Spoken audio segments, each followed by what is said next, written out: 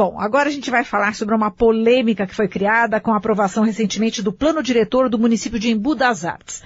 Os ambientalistas denunciam que esse plano prejudica a área de preservação ambiental Embu Verde com a implantação de um corredor industrial. A prefeitura nega as acusações. Vamos ouvir os dois lados para entender melhor um pouco essa questão. Vamos conversar primeiro com Leandro Dolenk, presidente da Sociedade Ecológica Amigos de Embu. Bom dia, Leandro. Bom dia a todos os ouvintes aí da Rede Brasil Atual. Eu queria agradecer a Marilu por essa oportunidade da gente estar aqui com vocês para contar um pouco aqui da nossa luta. É uma luta aí de 40 anos, né? A nossa entidade foi a primeira entidade ambiental que surgiu no Brasil em plena época de ditadura. E, Leandro, qual o impacto da aprovação desse plano diretor no meio ambiente? Então, o impacto, ele é tanto local para as espécies em extinção, para a riqueza da água, da mata, como também o impacto para a Grande São Paulo, porque o Embu ele faz parte do Cinturão Verde, que foi inclusive tombado aí pela Unesco, porque a Cantareira, a Serra do Mar e aqui a floresta aqui próxima ao Morro Grande abastece, né, São Paulo com água, com ar puro e ar mais fresco, né, diminuindo até a temperatura que tem aumentado muito nos últimos anos em São Paulo. É um impacto direto sobre a vida de milhões de habitantes, né, você trocando árvores e água por galpões de logística e indústrias de médio impacto. Isso que eu ia te perguntar, o que esse plano diretor prevê? A instalação de indústrias, é isso? Então, o plano diretor em si, se a gente olhar no aspecto amplo, ele traz boas inovações do ponto de vista de moradia, do ponto de vista de transportes, mas ele não foi bem estruturado nem debatido com a população do ponto de vista ambiental, né? Veio um pacote pronto da prefeitura, que foi muito questionado, porque ele não traz os estudos necessários para intervenção desse porte, né? Um corredor, um rodoanel industrial dentro da área verde de Embu. Vai ter estrada também cortando o verde? Se prevê a construção de uma estrada por uma área de morros inclusive de terreno bem arenoso, quer dizer, vai ser uma área que vai sofrer desabamentos no futuro. É uma área que não é apropriada para os caminhões de logística passarem, né? É uma área que deveria ser destinada à expansão do turismo no Embu, que é o grande empregador na cidade, é o turismo hoje, né? E o desenvolvimento verde, o desenvolvimento sustentável, tudo aquilo que está se pregando aí na Rio+20, né? E o plano diretor também prevê a construção de edifícios, né, Leandro? Isso, na área já urbanizada, com mais ou menos 200 mil habitantes, né? Porque o Embu tem 260 mil habitantes. A área mais concentrada em habitação vai poder agora ser verticalizada. É uma coisa muito questionável, porque o trânsito hoje já é insuportável. Quer dizer, como é que você vai poder dar condições de escola, de saúde, de transportes, dobrando, né, os números de moradores na região. Esses prédios são destinados a quê? A pessoas, enfim, com pouco poder aquisitivo, médio, alto poder? Então, os instrumentos que estão sendo colocados, né, no plano diretor prevêem, né, o IPTU progressivo para aquelas áreas que não estejam dentro daquilo que foi planejado no saneamento da cidade. Então isso vai provocar uma especulação imobiliária e as pessoas de menor poder aquisitivo vão estar sendo expulsas para uma periferia maior ainda, mais longe, né, de São Paulo do que o Embu, e possivelmente edificações para a classe média, quer dizer, para uma classe com maior poder aquisitivo vão estar sendo instalados nessas regiões.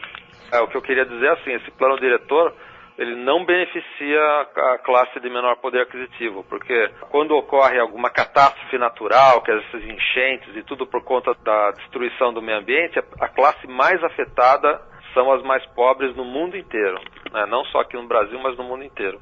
E aí também a questão da especulação imobiliária, o primeiro que é diretamente afetado são os proprietários de menor poder aquisitivo, que já não podem mais pagar o IPTU, e que não podem mais também conviver numa região com uma classe mais abastada. Bom, estamos conversando aqui com Leandro Dolenk, que é presidente da Sociedade Ecológica Amigos de Embu.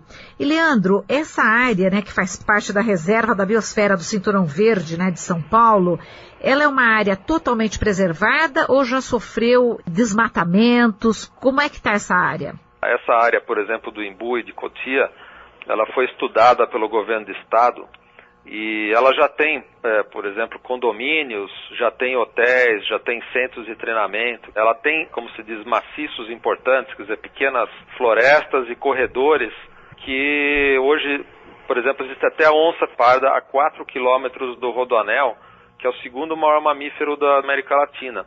Quer dizer, a gente tem hoje um desenvolvimento com hotéis que empregam 100, 200, 300 pessoas cada hotel e também convivendo com mata, com nascentes e tudo isso. Então a ideia é que se fomentasse essa economia verde, que seria o ecoturismo, a arte, a cultura, que são as vocações do Embu. E não simplesmente você aproveitar a valorização das vias de acesso mais próximas do Rodoanel, enchendo de galpões e logística e indústrias, né, que vão inviabilizar a implantação do turismo. Você falou aí da onça parda, né? Outros bichos, né, podem estar ameaçados aí com esse plano diretor, enfim, com esse empreendimento que se prevê. Então, já em 2005, na gestão do prefeito anterior, foi detectado, por exemplo, o gavião pega-macaco, uma série de pássaros em extinção e animais em extinção, mostram que a área está bem preservada e permite, né, a convivência de uma fauna, que sem essa fauna você também perde a floresta. Quer dizer, a biodiversidade não existe só porque tem árvore, você tem que ter água, você tem que ter pássaros, você tem que ter a fauna. Então, se você passa a truncar os corredores que interligam essas matas, aos poucos os animais vão desaparecendo e a mata também. Então essa é a nossa preocupação, que não foi feito estudo pela Prefeitura, a Prefeitura não se baseou em dados oficiais, nem dados levantados pelas ONGs para fazer o seu plano diretor.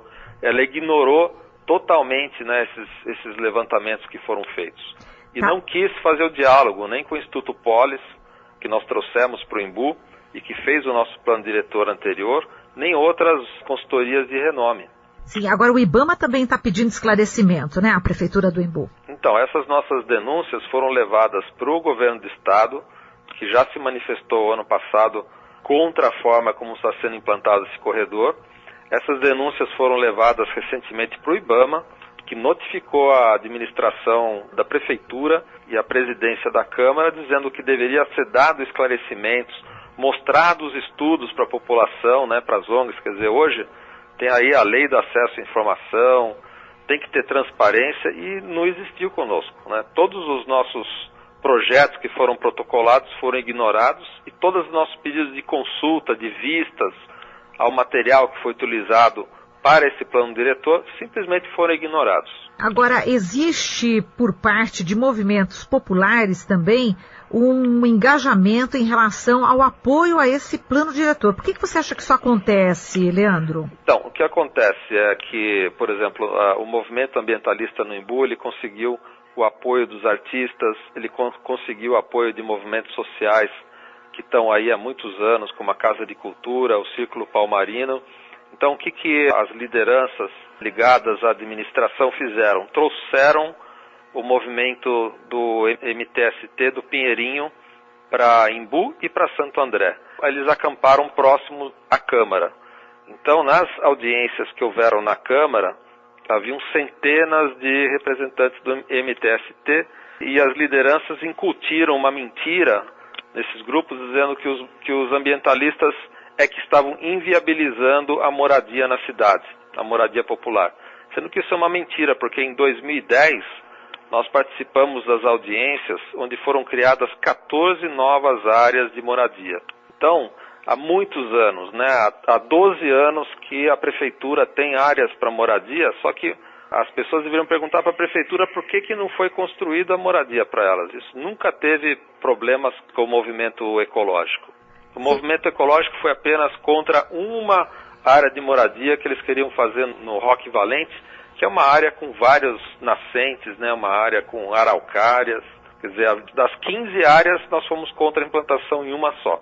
Né? Então eles têm 14 lá para instalar moradias, e aí se criou, né, essa polarização do debate do plano diretor, colocando o movimento de moradia contra a discussão do plano diretor que envolve educação, saúde e várias outras coisas, né? E, Leandro, como é que está aí a relação entre ambientalistas, né, e lideranças de movimentos aí do Sem Teto, movimentos populares, em relação a essa questão do Embu das Artes? segunda-feira passada houve uma audiência pública na Câmara, onde a gente mostrou para o movimento do MTST de que nós estávamos no mesmo barco. Né? Nós queremos moradia digna, nós queremos transporte, educação, saúde. O que não pode acontecer é tanto nós, como movimento de moradia, virarmos massa de manobra na mão do Executivo e do Legislativo, né? Para poder criar uma polarização, uma divisão, né, nos questionamentos e a gente fugir dos pontos principais. Então, conversando até com a Vanessa, né, que é uma das líderes, a gente chegou à conclusão de que a gente precisa trabalhar junto e que nós estamos no mesmo barco. Né? Nós apoiamos a moradia. Faz parte do nosso programa de desenvolvimento sustentável. Né? Moradia, educação, emprego e comércio justo. Quer dizer, é uma questão bastante polêmica e delicada, né? Porque de um lado os ambientalistas, de outros movimentos, né, do Sem Teto, de outro a Prefeitura, o governo federal com o IBAMA, o governo estadual também com a Secretaria de Meio Ambiente. Quer dizer, são vários atores. Você acha que é possível entrar, enfim, dialogar com tudo isso e chegar a algum tipo de acordo, Leandro? Então, a lei ela já foi aprovada. Então, se existe algum interesse ainda de alguma tentativa de diálogo, de transparência, isso está aí na mão das lideranças de se mobilizarem para criar esse espaço, que não foi criado ao longo do último ano e meio, desde que se iniciou a discussão do plano diretor. Eu diria assim, os ambientalistas estão sempre prontos a discutir aquilo que é melhor para a cidade. Nós não fazemos parte de nenhum movimento político. Nós deixamos de trabalhar, quer dizer, eu faço esse trabalho e outras pessoas, muitas pessoas fazem voluntariamente, então a gente deixa de trabalhar para participar do debate, não é por interesse particular. Nós não somos representantes, por exemplo, das imobiliárias. A gente sabe que a especulação é quem sai ganhando quando existe uma divisão aí na discussão. O grande ganhador aí, por exemplo, da mudança do Código Florestal é o poder econômico, é a especulação imobiliária. Então, nós não fazemos parte desse modelo. E a gente gostaria de que houvesse uma transparência e um ambiente de debate, como se diz, construtivo. O que está acontecendo no momento a nível mundial é que está preponderando o interesse econômico acima da visão coletiva. Então, a gente está achando que essa reunião da Rio+20, os grandes poderosos do mundo vão se reunir a portas fechadas, tomando seu uísque, viajando de primeira classe com o nosso dinheiro e não vão olhar, né, o futuro sustentável da humanidade, não vão dar passos em direção à economia verde. Então, infelizmente, essa é a sensação, não só minha, mas de todos os representantes da sociedade civil, é de que nós estamos num momento histórico da humanidade onde as pessoas não querem dar os passos para que hajam mudanças que beneficiariam, né, toda uma mudança na nossa economia, nos relacionamentos para diminuir a pobreza e a miséria, com relação à alimentação, com relação à saúde. Não existe essa preocupação por parte de quem está no comando do Titanic. Né? Essa é a expressão, o símbolo da Rio+20 que tem se criado, que é um grande Titanic hoje, onde os líderes estão mais preocupados com projeção em imprensa, com suas eleições, do que com o bem-estar de quem está dentro do barco. Isso só pode ser revertido graças à população, à mobilização e que a gente pleiteie junto aos nossos representantes, os vereadores agora nas eleições, aos nossos futuros prefeitos, que seja aprovada uma plataforma com sustentabilidade, com transparência, com preocupação com saúde, meio ambiente e educação. Esse é o recado, né? Que a gente saia e se mobilize, participa e exige, se una para que haja alguma mudança. Tá certo, Leandro. Tá bom? Muito obrigado aí pela oportunidade de poder estar com vocês. Tá ok, Leandro. Muito obrigada pela entrevista. Um bom dia para você. Tá, bom dia. Conversamos com Leandro Dolenk, presidente da Sociedade Ecológica Amigos de Embu. E agora vamos falar com o prefeito da cidade, Chico Brito, do Partido dos Trabalhadores. Bom dia, prefeito. Bom dia, Marila. Prefeito, nós estivemos em contato com o Leandro Dolenk, né, o presidente da Sociedade Ecológica Amigos de Embu, onde ele fez diversas críticas em relação ao plano diretor recentemente aprovado. Ele disse, enfim, que aquela área deveria ser preservada, a área do meio ambiente. Como é que o senhor responde às críticas, né, que já estão sendo feitas pela imprensa? Primeira coisa, Marilu, o nosso processo foi bastante participativo, né? Fizemos 40 audiências públicas nas 20 regiões administrativas da cidade, com mais de 5.000 pessoas participando desse processo. Empresários, ambientalistas, moradores, movimento moradia, líderes comunitários, então foi bastante participativo. Segunda coisa, essa área onde nós aprovamos o corredor empresarial não é um corredor de indústria, é um corredor empresarial. Lá você pode ter comércio, serviço, atividades na área de turismo e empresas não poluentes. De 2.400.000 metros quadrados, apenas a metade pode ser utilizado para empreendimentos empresariais. A diferença, ou seja, os outros 1.200.000 metros quadrados, nós já gravamos no plano diretor como restrição. Então nós temos responsabilidade e sabemos que essa área é uma área importante. E nós estamos, com o plano diretor, permitindo a implantação de empreendimentos aonde só é eucalipto, aonde não tem nascente, aonde é capoeira, não tendo mata significativa. Então o nosso plano diretor, Marilu, ele preserva, porque nós garantimos em lei, para você ter uma ideia, nesse atual plano diretor, 52% do município como zona de interesse ambiental, 27% zonas empresariais. Nesses 27% de zona empresarial, você tem também restrição ambiental, tá certo? E os outros 23% residência e comércio e serviço. Prefeito, o Leandro também disse que os edifícios que deverão ser construídos não seriam destinados às pessoas de baixa renda. Vai ter, então, edifícios, prédios? Quem que deve morar nesses prédios, prefeito? Então, veja só, tem duas coisas que ele está misturando as informações para tentar confundir o ouvinte. Primeira coisa, nós definimos aproximadamente 12 áreas como ZEIs, Zonas de Interesse Social. Nessas áreas de zona de interesse social, que dá mais de 1.300.000 metros, é apenas para habitação popular. Isso está garantido no plano diretor. ZEIs, Zonas Especiais de Interesse Social, apenas para habitação popular para pessoas de baixa renda.